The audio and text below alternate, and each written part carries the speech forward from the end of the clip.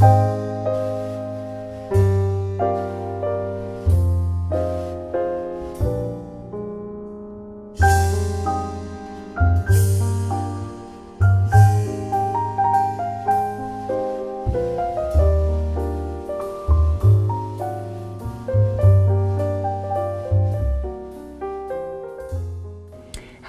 I'm Janine Kakmar with PHTV Channel 4 Palos Heights. We're here today to bring you a special agency in the community called the Cancer Support Center. We have with us here today Jason Kiefer, who's a therapist at the Cancer Support Center. And Jason, you've worked there for a couple years? 3 years, 4 years, one as an intern. Can you tell us what the Cancer Support Center is and what it does? Sure. So we're a nonprofit organization. What that means is we offer free services to people in the community who are affected by cancer. So we have wellness and mental health programs based on a 5-point model, which is nutrition, physical fitness, counseling and stress management, body image, and education and networking. So we have support groups, individual counseling, nutrition classes, relaxation classes, just a lot of different things that are proven to be effective for people who are coping with cancer. There's such a well-rounded selection of resources. I had no idea that. And this is, do you have to belong to the community to partake in these, or?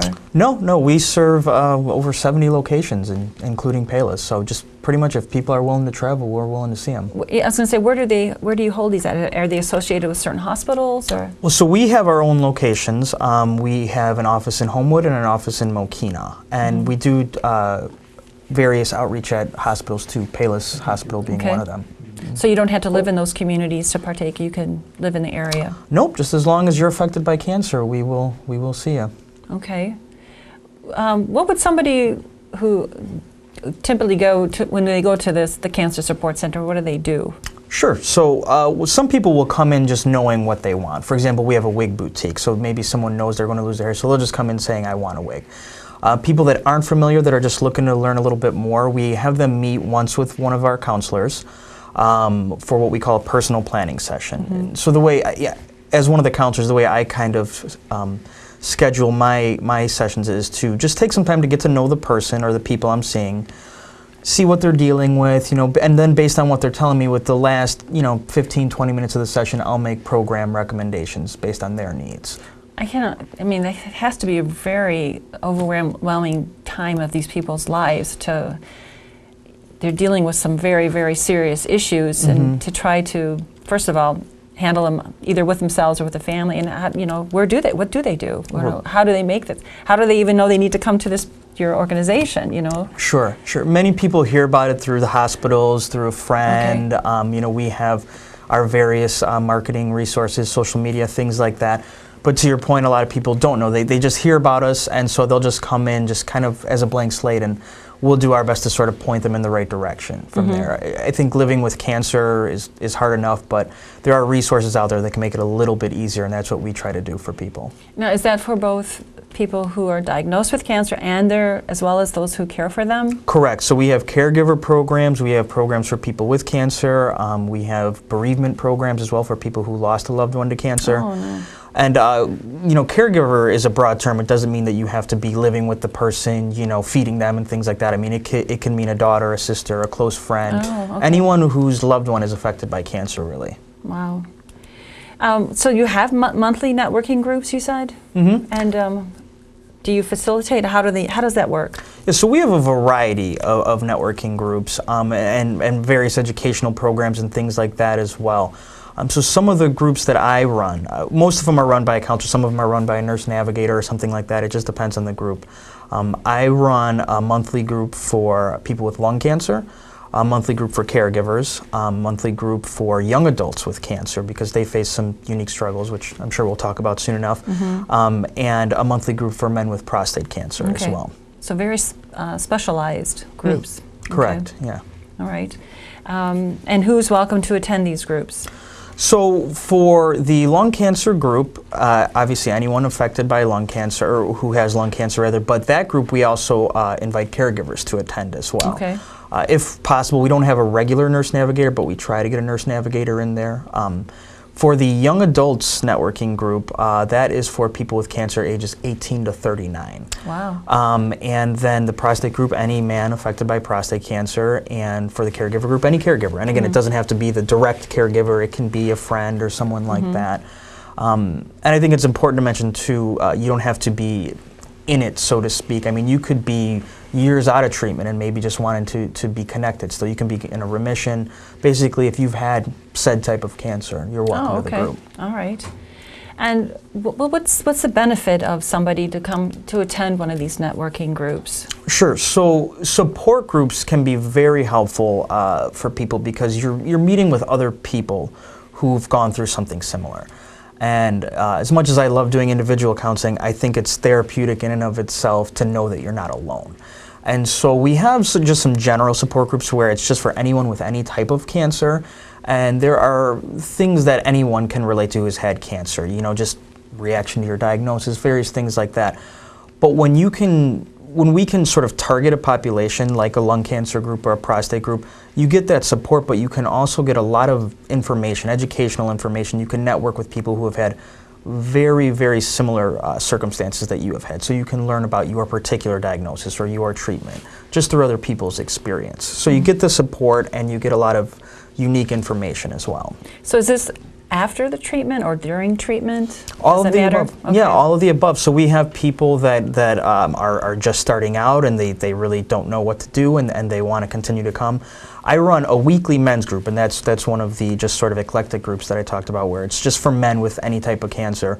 And a lot of the men in there have been in remission for some time now, and they continue to come because it was helpful for them when they were first diagnosed. So they want to be there for people who are first diagnosed as well. So it doesn't matter if you were just diagnosed and haven't started treatment, you're in the middle of treatment, or you've been in remission for 3 years. You know, there's some way you can contribute to the group. Right, and I went online. You have a website. Correct. Yeah, cancersupportcenter.org. Mm-hmm. And they have quite a few resources online even. Mm-hmm. You had cancer support links, the library resource center, the financial resources, and transportation services. So. Correct. Yeah, we do. We have a full library with just various books about various types of cancer, nutritional books, books for people who are caregivers. So all of that also is free. And we do as much as we can in the community, but we certainly have some limitations. So if there's ever something that we can't do, we have a resource library for various other organizations, hospitals, cleaning services, I mean, just various things, financial services, like you said. I mean, there's even local organizations that help people pay for groceries. I mean, just anything. Right, the list is very long. I was surprised at all the amount of the resources, and you know, I've not had to deal with anything like that, but I'm like, my God, there's something we were not aware of. So it's worth going onto the website just to see that. Sure. The idea kind of is, you know, I guess life doesn't, you know, get the memo that you have cancer, and so life can be very stressful even if you're very healthy and financially set and things like that. So when you have cancer, all the other stressors just keep coming, and that's difficult. So something like a financial resource, for example, you know, maybe getting a grocery card doesn't solve all of your problems with cancer, but that's one less thing you have to worry about, so you can focus your energy on cancer-related things. Yeah. And the Library Resource Center, they have a list of books that you could, I mean, it's right there on the website, so if you're looking for something, you can go right there and click on that. That looked very helpful. Yeah, and in our locations, they're broken down by section. You know, whether it be breast cancer, lung cancer, right, prostate cancer. Pretty easy to navigate through. And then we have people that work the front, our program navigators, who can assist you, and you know, our counselors. Any staff member really can as well. What was the transportation services? What is that? Are those? We don't offer any transportation services, but a lot of community townships will. And so what we would essentially do, that's going back to the personal planning session that I mentioned earlier. Oh, I see. So yeah. If someone were to say, you know, I'm having a hard time getting to my treatment or something like that, sometimes the hospitals will offer it, sometimes the community township you live in will offer it. So what we'll do is we'll try to find that, and then we'll coordinate with the person to get them, you know, from home to treatment or something like that. That's got to be a relief for people to know that, yeah, they still have a way to get to where they need to get to. Yeah, there's so many things like that. I mean, there's cleaning services. Just, yeah. I mean, there's so much. Wow. So, where can people go to find out more information about this? Sure. So they can go to our website, www.cancersupportcenter.org. Our 2 locations are on Elm Road in Homewood and on LaGrange in Mokina. They can go to the website to find our phone numbers and things like that. Various hospitals, Palos Hospital has our information, Silver Cross in New Lenox, South Sub. A lot of various hospitals have it as well. So they can just contact those organizations. Yeah, they'll have our flyers there if they don't want to go on the website. And then, like I say, our phone number in Homewood is 708-798-9171, and our phone number in Mokina is 708-478-3529. Okay. And so anything coming up? Any meetings or? Yeah, so we have the lung cancer. Well, first of all, I guess probably by the time this airs, it'd be too late, right? But the prostate group is meeting tonight. That's the 4th Thursday of every month in Homewood from 6 to 7 p.m. In a couple of weeks, we'll have the lung cancer networking group coming up. That meets the first Monday of every month. In Mokina? In Mokina, 6 to 7:30 p.m. Okay.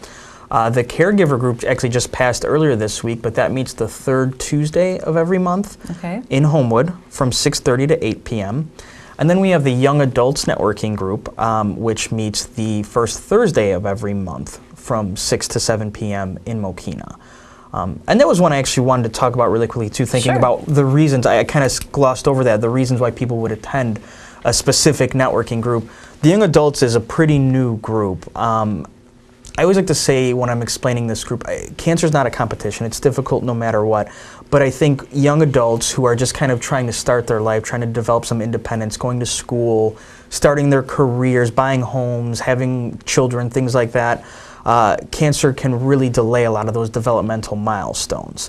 So, for example, women may not be able to have children as a result of treatment from cancer. Maybe financially, you can't afford treatment and everything, so you have to move back home after you just moved out. Maybe you have to take a year off of school.